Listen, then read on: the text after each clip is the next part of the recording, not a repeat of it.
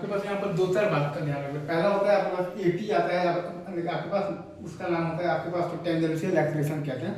Eighty आपका होता है कि changes the magnitude of the velocity vector, ठीक है। एटी आपके पास आप लिखते हैं अल्फा और क्रॉस आर लिखते हैं।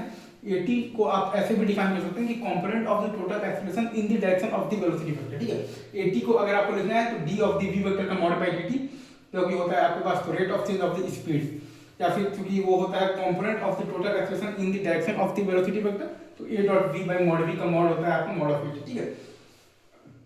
एटी आप चाहें तो dv वेक्टर का मॉड बाय dt, जो कि होता है rate of change of magnitude of the velocity vector. ar होता है आपके पास रेडियल एक्सीलरेशन, जिसका काम होता है कि change of the direction of the velocity vector, ठीक है।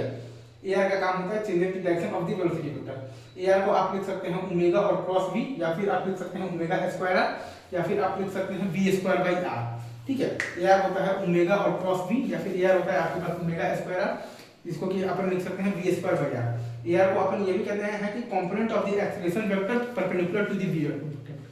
ar को हम लोग कहते हैं component of the acceleration vector perpendicular to the v vector, जो कि होता है अपने पास a क्रॉस v का मॉड बाय मॉड v का मॉड, a क्रॉस v का मॉड बाय मॉड v का मॉड, ठीक है।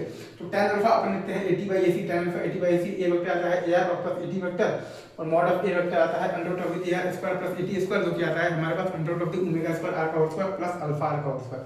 ये सब बेसिक बेसिक आपके पास चीजें हैं जिसका कि समझ आपको होना चाहिए, ठीक है सर। चलिए आगे बढ़ते हैं, मूव ऑन।